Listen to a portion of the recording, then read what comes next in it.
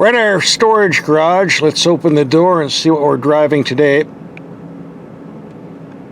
My, this is a big one.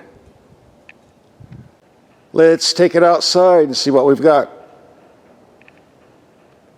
Looks like a 2019 Lexus LX570 SUV. I know these aren't cheap to buy. We'll look at the price tag in a moment. This is based on the famous Toyota Land Cruiser SUV, one of the best off-roaders on the planet. It has more features that make it better, both on and off the road. We'll be looking at those features later too. Personally, I find this to be a very nice looking vehicle, and I don't care for silver paint, but it does look good in the silver, even if I do say so myself. By the way, one of our neighborhood drunks came out on Friday night to our test facility, ran their vehicle up on a curb, lost some pieces of their vehicle, and an even bigger piece here. Not sure what this is from. Let's turn it upside down. Missing a piece of a headlight down the road. Idiot. The Lexus uses the same basic engine used in the Land Cruiser. They both have a displacement of 5.7 liters, a 10.2 compression ratio, and rated at 13 mpg in the city, 18 on the highway. The difference, Toyota wants the Land Cruiser guys to use regular unleaded for 381 horsepower or 401 pound-feet of torque. On the Lexus, they want you to use premium, which bumps up the power 383 horsepower, only 2 more, and 403 foot-pounds of torque, only 2 more. So you have to ask yourself, is it worth the extra money for premium gas just to get a couple more horsepower? Well, I will admit this drives a lot better than the Land Cruiser using regular, a lot more power in spite of more weight. But I have used regular unleaded in these vehicles before, and they run just fine, just a little bit slower. But Lexus wants you to use premium, so I can't tell you to use regular, they'll get mad at me. That's your vehicle, your choice. For off-roading, you got everything you need. A selector for mud, sand, snow, or you can turn to a crawl button. Locking differentials, traction control button, four-wheel drive high, four-wheel drive low, a button that raises the suspension for more ground clearance. For off-roading view, you have a camera that shows all kinds of angles.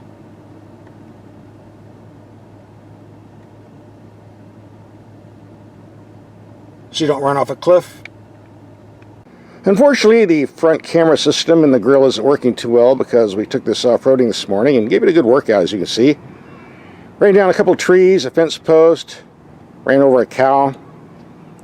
Not too bad damage, about 20 grand worth, but you see I'm a very important VIP. I just get on my $15 Walmart cell phone, call up Lexus, say, hey, send me a replacement in about an hour or two. That's all you got to do when you're an important guy like me.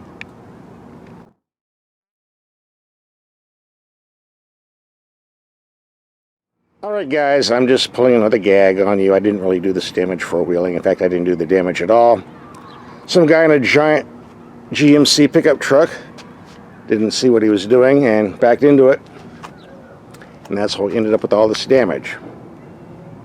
And obviously I will not be doing the headlight test. I usually do when I test vehicles, because it has to go straight to the body shop. But all the clips you're going to see after this were done before this happened. For driving on the street, you got Eco Mode, Comfort Mode, Normal, Custom, Sport, and Sport Plus. And unlike other manufacturers, the system actually works. The Comfort Mode is great on the street, very smooth and quiet. If you're driving on the freeway, high speeds with lots of gear, the Sport Mode gives you lots of stability. Very nice system, but that's what you're paying for. And unlike the newer Lexus models that use that horrible finger touchpad to control the infotainment system, here we get a real stick that's about 1,000,000 times easier to use. If you're driving at high speeds on the freeway, it's a lot easier to use a stick than your finger on a touchpad, trust me on this. A decent sized screen, I think it's 12.5 inches if I remember. with dual maps if you want it. An excellent gauge cluster with lots of useful information you can pull up in the middle. One feature I've mixed emotions about, the refrigerator that keeps all your drinks cool.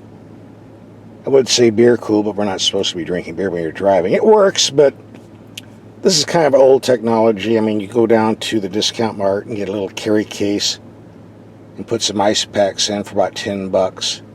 So what do we need this for? It takes up a lot of room.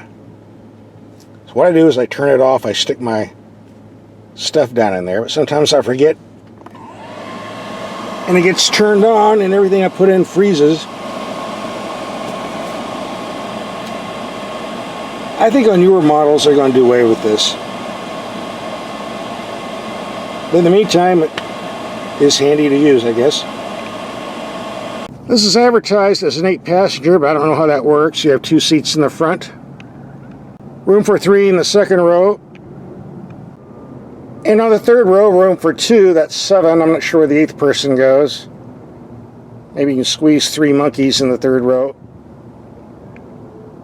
These do pop up, by the way. Just press the magic electrical button. And up they go. And this might help explain why this vehicle weighs over 3 tons with all this electric gadget stuff. You do get a split door bottom tailgate with upper door, just the way I like it. And the electrical opening system can be disconnected for manual operation, which is what I prefer. If you're out camping, no need to run the battery down. By the way, the quality of materials and workmanship, absolutely top rate, as you would expect on a top rate Lexus. No complaints there. In case you're wondering how much this beast costs, I have the price stickers right here. This is our price for a fully loaded Land Cruiser with everything on it. We had that a couple of weeks ago. You can watch that video. Later on when we're done this video, we have a link. Anyhow, $88,280. What a deal. This is the starting price of the LX, but as you can see, they want to hit you up with a bunch of options. I'll just scroll down slowly.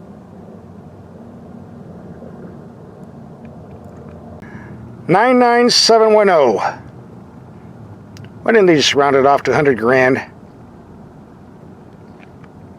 Paying an extra 2 grand for that 19-speaker stereo system, another 2 grand for this rear DVD to entertain the kids. Seems like a lot of money, but hey, once you're up to this price, might as well buy this vehicle with everything. I'm not sure if this power steering is electric or hydraulic, but it has pretty good feel and feedback, so I'm not complaining. I don't think you will either.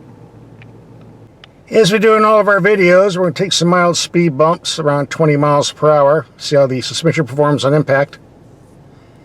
And I will cheat and put it in the comfort mode. That is what it's for. So away we go. Bump number 1. Very smooth.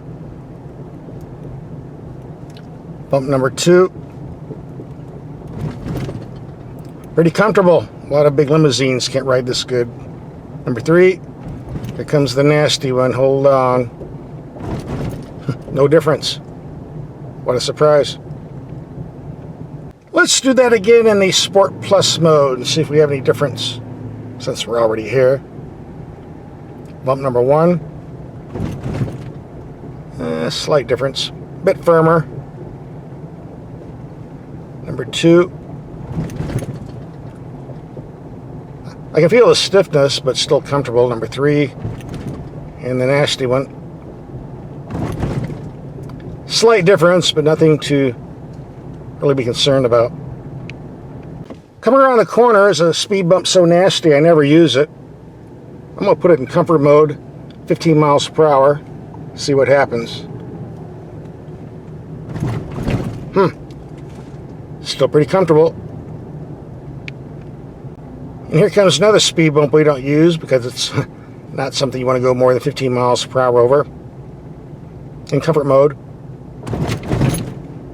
Yeah, I felt that one, but it was pretty radical. Overall, this is a very comfortable vehicle. No issues at all.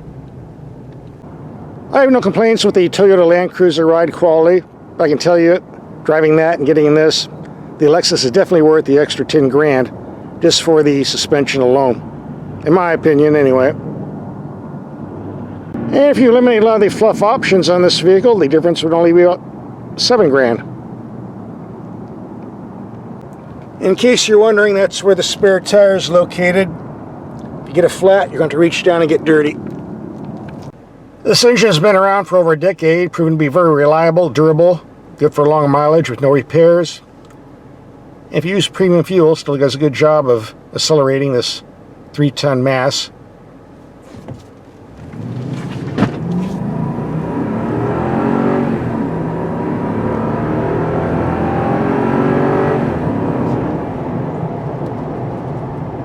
Strong brakes too. If you want to feel sporty, you can choose gears manually with the paddle shifters on the steering wheel. I doubt very few people will, although it does make for easy passing on steep hills when you're driving on the freeway. We're going to reset the mileage computer to 0 and take a freeway trip. See what type of fuel economy we get. Although I know from experience it's probably going to be around 17 mpg. We'll see if I'm right. Driving in the comfort mode is great around town, but on the highway at 75 miles per hour, a bit too soft for me. If you go to the normal mode in an empty bed, you'll be okay, but I'm hauling about 600 pounds of gear in the back. The sport mode works far better, gives superior stability. It's nice to have all the different modes to drive in on this vehicle, which makes it slightly better than the Land Cruiser. Well, 125 miles, 15.0, that's the lowest I've ever done on this engine. Always get at least 16. Maybe we're just having a bad day. We're going to see if the vehicle can redeem itself with a higher fuel economy figure on a return trip. Stay tuned.